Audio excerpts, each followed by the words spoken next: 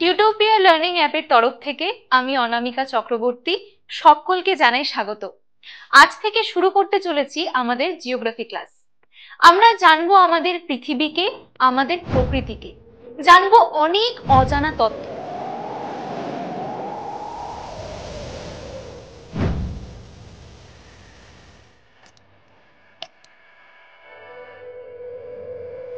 থাকবে পৃথিবীর ভূমিরূপ এবং বায়ুমণ্ডল থেকে শুরু করে মহাকাশে থাকা স্যাটেলাইট।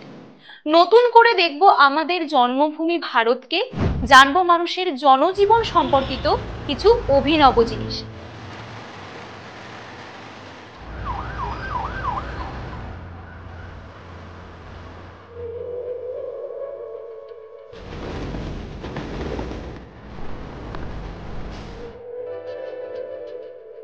তাহলে চলো আজ থেকে শুরু হোক আমাদের শেখার অধ্যায় বারুদ জানার পরিধি। শুরু করছি তোমাদের ফার্স্ট চ্যাপ্টার বহির্জাত প্রক্রিয়া ও তাদের দ্বারা সৃষ্ট ভূমিরূপ। ভূমিরূপের বৈচিত্র্যতা, যার মানে বলতে বোঝায় সব জায়গার ভূমিরূপ সমান নয়।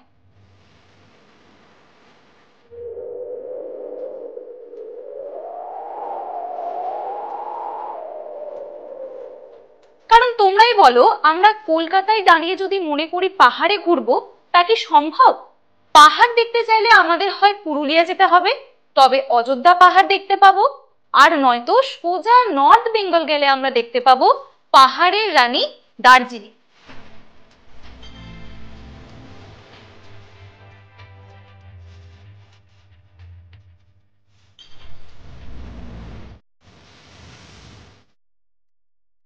তার মানে কোথাও পাহাড় পর্বত রয়েছে, কোথাও মালভূমি রয়েছে, কোথাও আবার সমভূমি রয়েছে। এবার প্রশ্নটা হলো যে এর কারণ কি? এই বৈচিত্র্য কেন ঘটে? এই বৈচিত্র্যের জন্য রেসপন্সিবল হলো ভূমিরূপ প্রক্রিয়া বা জিওমরফিক প্রসেস। এই প্রক্রিয়া হলো একটা পদ্ধতি যা ভূমিরূপের পরিবর্তন বা বিবর্তন ঘটায়। কিন্তু এই পরিবর্তন ভৌত ও রাসায়নিক দুই প্রক্রিয়াতে ঘটতে পারে।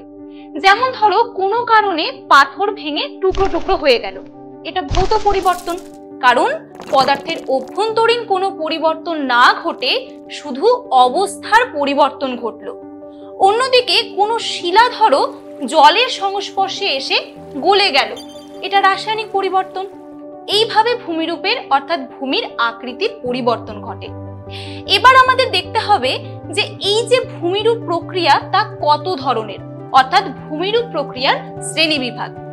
ভূমিরূপ প্রক্রিয়াকে আমরা দুটো ভাগে ভাগ করতে পারি, একটা হলো অন্তর্জাত প্রক্রিয়া আর অন্যটা হলো বহির্জাত প্রক্রিয়া। এই দুই প্রক্রিয়ার ডেসক্রিপশনে যাওয়ার আগে তোমাদের একটা ছোট্ট এক্সাম্পল দিই, তাহলে বুঝতে অনেকটাই সুবিধা হবে। ধরো তোমার ইন্টারনাল বডি পার্টে কোনো প্রবলেম হয়েছে, মানে ধরো খুব পেটে ব্যথা করছে, সেটা কি তুমি দেখতে পাচ্ছ না, কিন্তু অনুভব করতে পারছো। অন্তর্জাত প্রক্রিয়া ঠিক এই রকম, মানে এই প্রক্রিয়া হলো ভেতরের প্রক্রিয়া, অর্থাৎ যে প্রক্রিয়া পৃথিবীর অভ্যন্তর ভাগে ঘটছে, যা আমরা অনুভব করতে পারছি কিন্তু দেখতে পাচ্ছি না। এক্ষেত্রে কি হয়, পৃথিবীর অভ্যন্তর ভাগ আমরা জানি বিভিন্ন ধরনের অর্ধতরল পদার্থ নিয়ে গঠিত। এই সব পদার্থের তাপ ও চাপের কারণে ভৌত ও রাসায়নিক পরিবর্তন ঘটে। এর ফলে ভূ অভ্যন্তর থেকে এক অন্তর্জাত শক্তির সৃষ্টি হয়, যা হঠাৎ বা ধীর গতিতে ভূত্বকের পরিবর্তন ঘটায়। যেমন ধরো ভূমিকম্প, যা হঠাৎ করে আসে আর সব তছনছ করে দেয়। এই হলো অন্তর্জাত প্রক্রিয়া। এবার ধরো তোমার হাতে কোনো একটা জায়গা অল্প একটুখানি কেটে গেছে, সেক্ষেত্রে তুমি দেখতে পাচ্ছ যে তোমার হাতে কতখানি কেটে গেছে, পাশাপাশি ব্যথাও অনুভব করতে পারছো। এর সাথেই আমরা বহির্জাত প্রক্রিয়াকে রিলেট করতে পারি, কারণ এই প্রক্রিয়া ভূ অভ্যন্তরে নয়, ভূপৃষ্ঠের বাইরে ঘটছে। এবার প্রশ্ন হলো যে ভূ অভ্যন্তরে কি ঘটছে তা তো আমরা দেখলাম, কিন্তু ভূপৃষ্ঠের বাইরে যে প্রক্রিয়া ঘটছে তা কিসের মাধ্যমে ঘটছে, মানে কারা ঘটাচ্ছে? এই বহির্জাত প্রক্রিয়া মূলত সূর্যতাপ, বৃষ্টিপাত, নদী, হিমবাহ, বায়ু এইরকম বিভিন্ন প্রাকৃতিক শক্তি দ্বারা ঘটে থাকে। আর এই বায়ু, হিমবাহ, সূর্য এগুলো তো আর আমাদের সৃষ্টি নয়, তাই এরা কৃত্রিম নয়, প্রাকৃতিক শক্তি। এই যেমন ধরো নদী বয়ে যাচ্ছে, হঠাৎ করে নদীর পাড় ভেঙে পড়লো, তার মানে কি ভূমিরূপের বহির্ভাগের পরিবর্তন ঘটলো, এটাই হলো বহির্জাত প্রক্রিয়া। এবার আসা যাক এই বহির্জাত প্রক্রিয়ার পদ্ধতি সমূহতে। আমরা প্রথমেই দেখলাম যে পৃথিবীর কোথাও মালভূমি, কোথাও সমভূমি, আবার কোথাও পাহাড় পর্বত। এবার তোমরাই বলো, রাস্তায় তুমি একটা সাইকেল চালাচ্ছ, কোথাও এবড়ো খেবড়ো রাস্তা দেখলে তোমার মনে হয় না যে যদি একদম সমান হতো তাহলে স্মুথলি চালানো যেত?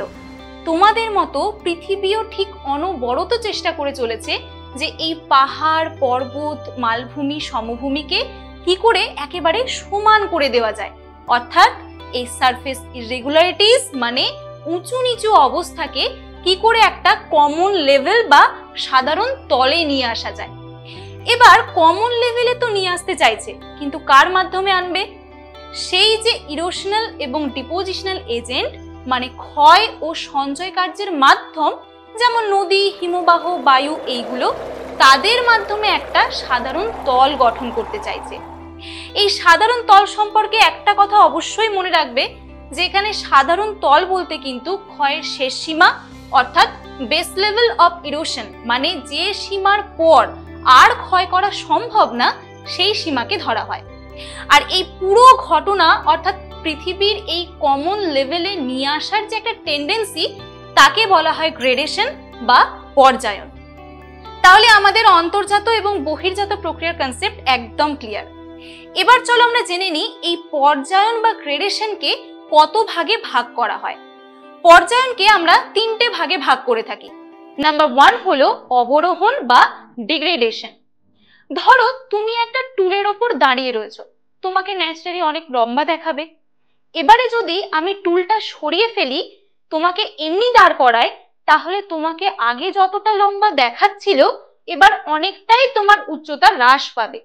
ঠিক একইভাবে একটা উঁচু ভূমিরূপ যদি দীর্ঘদিন ধরে ক্ষয় হতে থাকে তাহলে তার উচ্চতা হ্রাস পাবে। এই অবরোহণ প্রক্রিয়ায় ঠিক এই ঘটনাটাই ঘটে। এক্ষেত্রে কি হয়, ভূপৃষ্ঠের যে উঁচু স্থানগুলো রয়েছে সেগুলো ক্ষয়ের মাধ্যমে নিচু হয়ে যায়। ধরো একটা ঢিবি, তার উপর দিয়ে দীর্ঘদিন ধরে একটা নদী প্রবাহিত হওয়ার ফলে সেটা ক্ষয় হবে, ফলে তার উচ্চতাও হ্রাস পাবে। এই যে ক্ষয়ের ফলে উচ্চতা হ্রাস পেল, একেই আমরা অবরোহণ প্রক্রিয়া বলবো।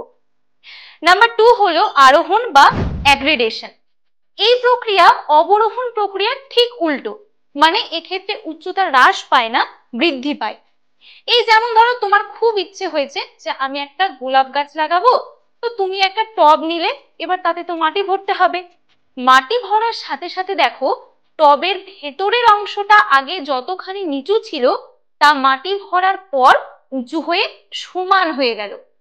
এভাবেই যদি কোনো একটা নিচু স্থানে অবরোহণ প্রক্রিয়ায় ক্ষয়ে যাওয়া পদার্থগুলো এসে সঞ্চিত হয়, তাহলে ওই জায়গাটা ভরাট হবে। এই যে ক্ষয়িত পদার্থগুলো এসে সঞ্চিত হলো, এই পদ্ধতিকেই বলা হচ্ছে আরোহণ প্রক্রিয়া। উদাহরণস্বরূপ আমরা যখন নদী সম্পর্কে ইলাবোরেটলি ডিসকাস করব, তখন দেখবে যে নদীর নিম্ন প্রবাহে আরোহণ প্রক্রিয়ার ফলে বালুচর, বদ্বীপ এরকম নানান ভূমিরূপ তৈরি হয়। পর্যায়নের 3 নম্বর ভাগ হলো জৈবিক পর্যায়ন বা বায়োলজিক্যাল প্রসেস। নামটা শুনেই বুঝতে পারছি যে জৈবিক মানে এখানে জীব জড়িত রয়েছে। আমরা সকলেই জানি যে উদ্ভিদ বা প্রাণীর মৃতদেহ পচে হিউমাস তৈরি হয়, আর এই হিউমাস মাটি তৈরি করে। ফলে একটা জায়গায় মাটি তৈরি হলে সেই জায়গাটা আরো একটু ভরাট হলো। অন্যদিকে ধরো একটা গাছ তার শিকড় দিয়ে একটা শিলাকে চূর্ণ বিচূর্ণ করে ফেললো, তাহলে কি হবে?